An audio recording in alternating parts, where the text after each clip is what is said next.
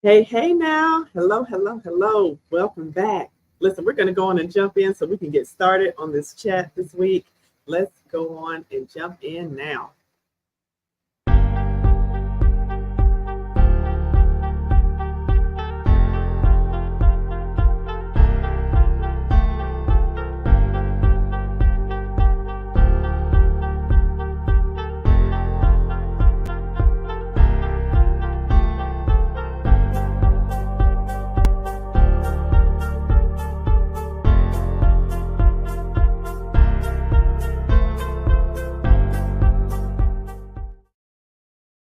Hey, listen. Good evening, everyone. Happy Thursday. I'm happy to see you. Oh my goodness, I can't believe it's already been a week.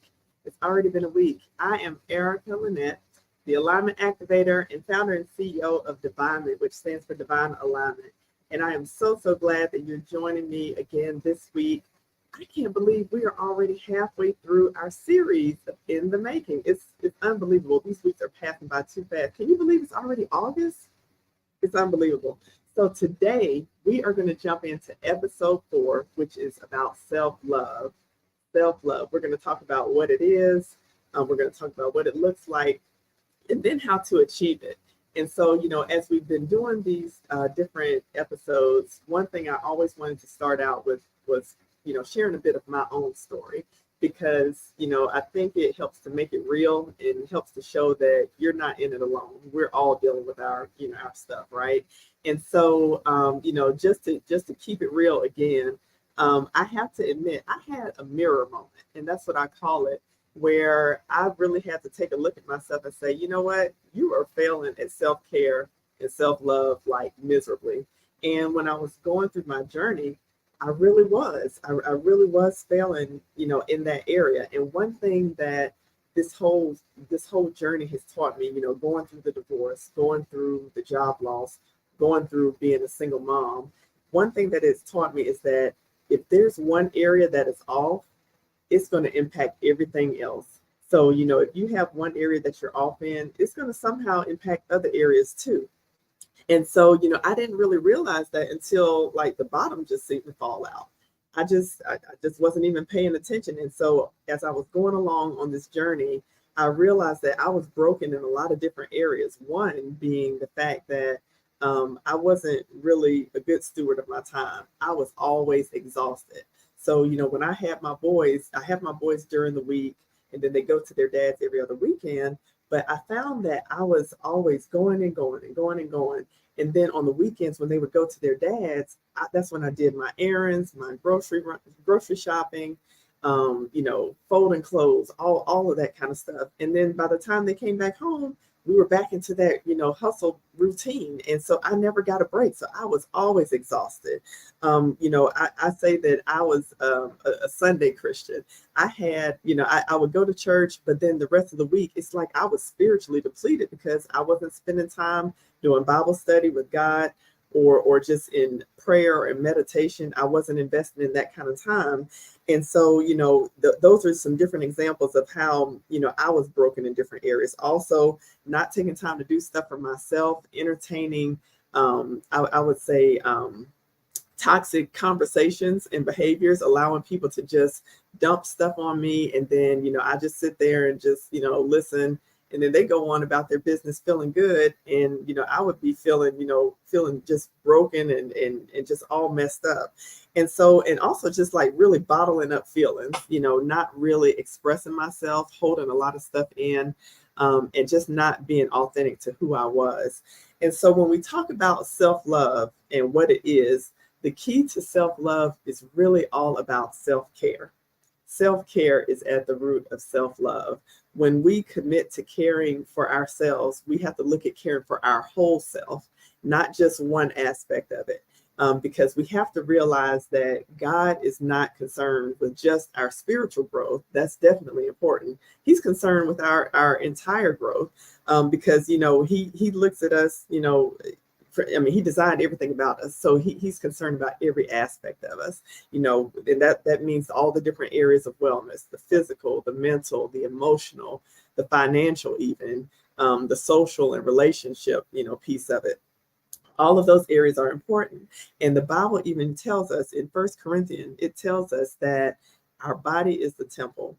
Our body is the temple, and we glorify God by how we care for ourselves. And so, it also says whether we eat or drink, whatever you do all to the glory of God. And so that includes things like our time with Him. Are we spending time with Him on a regular basis? Or do we go to Him like He's a genie and, just go when we need something or when there's an emergency? All of that is part of self-care, the time that we spend with Him, how we manage our finances. Do we spend just kind of frivolously, or do we, really take time to be good stewards of our finances? Even in the conversations that we have, what we allow, what kind of conversations we engage in, how we care for our bodies. Are we eating, healthy, or are we just grabbing the quickest thing that's available? And then taking time to rest. That's a big one. That's a big one. That's a big one, because I know that's something I still have to work on, is truly just taking time to rest and sometimes just shut everything down so that you can just truly just disconnect for a while and just, refresh and recharge, so to speak. And so when we look at what self-care looks like, what it looks like and how do we get there, it's all about being intentional, with everything that we're doing. When we talk about divine alignment, there's an intentionality piece to it. We have to be intentional about our whole self-care. So when we talk about spiritually, that means designating time to spend with God during the week. Because if we don't set time aside, it's not going to happen. When we talk about physical, that means, making time to exercise. That means eating the right things, as much as possible, all of that. And so, when we talk about the emotional side of self-care, that's one that we don't really tackle a lot. Because it can deal a lot with forgiveness. Forgiveness is huge. Forgiveness is so huge, and it's so critical to having peace, having inner peace on the inside. And this is, everybody's always talking about what's the biggest flex. I like to say forgiveness is a flex, because when you truly learn to forgive someone, regardless of what they've done, not saying what they did was right, but when you forgive them, there's such power in that, and it's letting go so that you can move on with your life, and so that you can continue on the journey that God has already designed for you, right? And so when we talk about the social and relationship piece of wellness and of self-care, that's about establishing boundaries. That's another thing that we don't really talk about much. That is one thing that I learned the hard way when I was going through my journey. I didn't really have any boundaries. And that's why I think there was so much inner turmoil and then turmoil around me, because I realized I didn't have boundaries in place. And God operates from a boundary perspective. I mean, there's good and evil. There's sin and righteousness. He operates in boundaries, so we should too. And so, when it comes to boundaries, it's really about setting the stage for how you will allow people to engage with you, what you're going to entertain. Are you going to entertain certain people, certain conversations, all of that? And then it's also about learning to say no. That's one thing that's very hard for a lot of us. We don't like to say no. And it's so interesting, because when people ask a question, I think they automatically expect a yes most times, but we don't do a good job of learning to say no and being okay with that. And then also learning the art of silence, and knowing when to speak and when not to speak, when to respond and not to respond, and when to walk away. Those things are so powerful. I remember referencing Dr. Charles Stanley in my previous message, and he had a message on people who get defensive. He was talking about when people get defensive, and he said that one of the things that can be very detrimental is when someone is very defensive and you're trying to defend yourself. You're trying to help them to see your side of it, but they're already so worked up. They've already made up in their minds what's right and what's wrong. And so all you're doing is agitating them more and more. And so that's when you have to realize sometimes it's just best to keep quiet, hear the person out, or walk away. And so that's part of self-care as well. I mentioned boundaries a second ago. One thing I would share is this book. This book is so amazing. It's really life-changing. I read it when I was going through my divorce, and it's definitely something that's worth a reread. It's by Dr. Henry Cloud and Dr. John Townsend, called Boundaries. And they have different series, Boundaries, I think, for kids, for families, relationships. But this is the core book. And it's based, on the foundation of God. And so it really has some good stuff in there. If you need some help with developing boundaries, I highly recommend that book, because it talks about how to deal with the past, how to forgive, how to move on, and how forgiveness is about dealing with your past, but boundaries is about dealing with your future. It's incredible. Another area that we won't go too deep into, but I'll just mention when we talk about self-care and how that affects self-love, is really about mental, our mental state. And I said it before, I'm going to say it again. Y'all better get y'all a therapist. I am not playing. Listen, therapists are true gems. They're not doctors, but God has a role for them. They're here for a reason, to help us. And it's so valuable to have someone who's neutral, that you can bounce ideas off of. It doesn't have to always be something bad. It could be, a new venture that you're taking on that you just want a neutral perspective on. But, when it comes to our self-care, a therapist can help you get to the root cause of like bitterness, any fears that you have, anger issues, and then help you, to be equipped with tools that you can use when you have conversations with people or when you encounter certain situations. And so, it helps us to face situations in a healthy way. That's what therapy is about. And so I'm going to continue to keep pushing therapy, because it's a beautiful thing. And so when we look at self-care from the standpoint of God's role versus our role, with God's role, he already set the standard. He already, has laws and principles that he put in place for us to live by.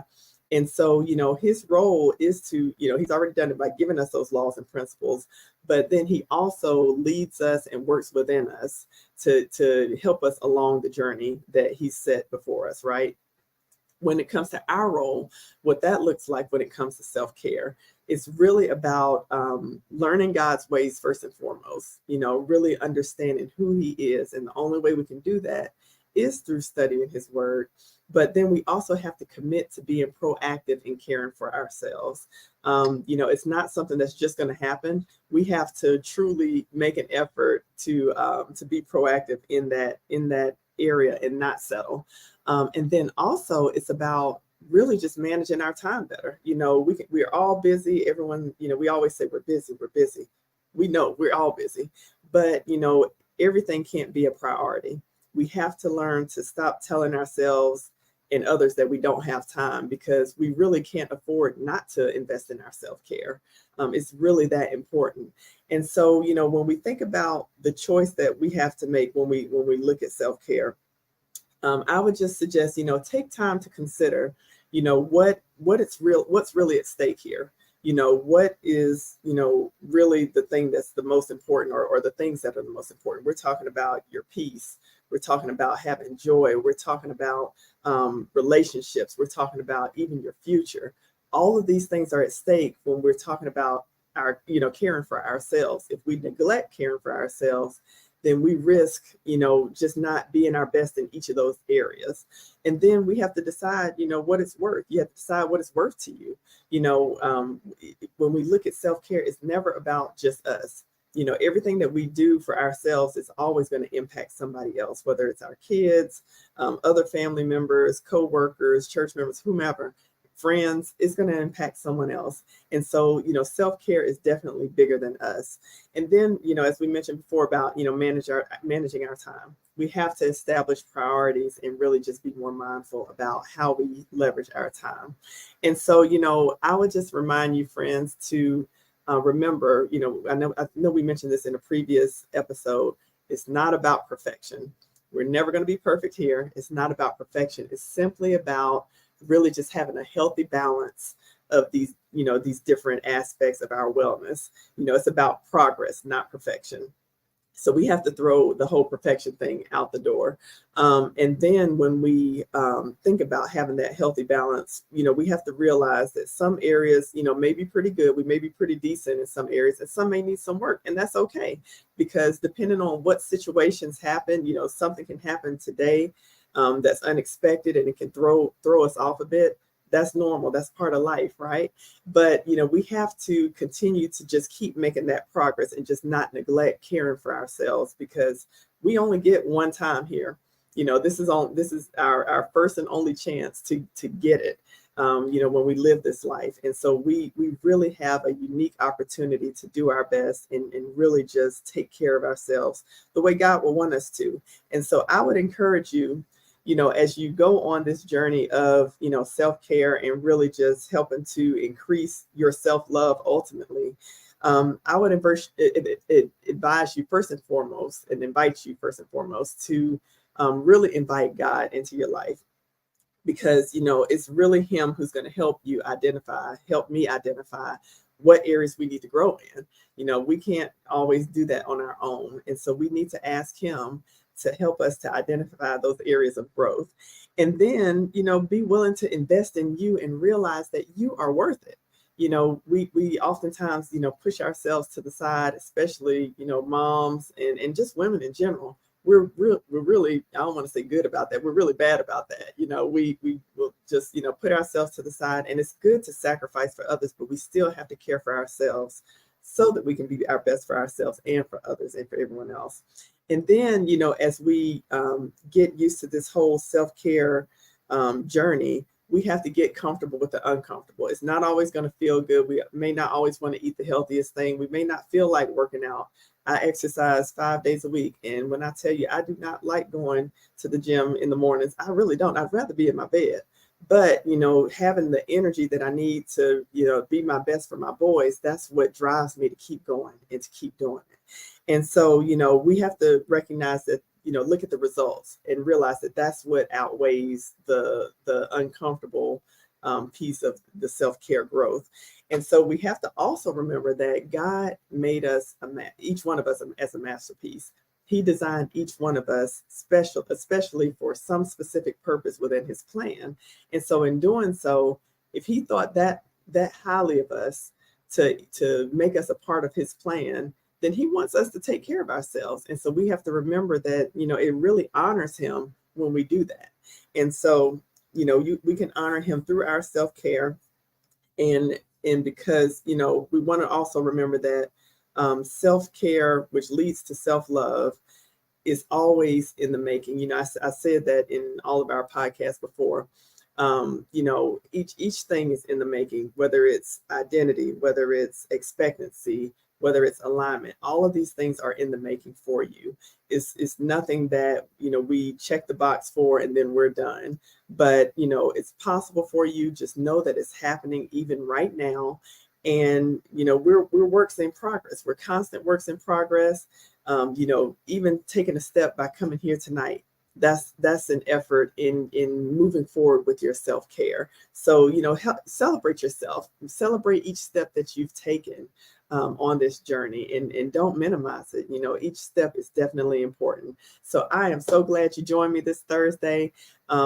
Continue to follow us on social. Also, visit our site, www.mydivignment.com, www.mydivignment.com, and learn more about the awesome work that we're doing with different organizations. So exciting, so exciting. Thank you so much for tuning in. See you again next Thursday. And until then, take care of yourselves. Bye-bye.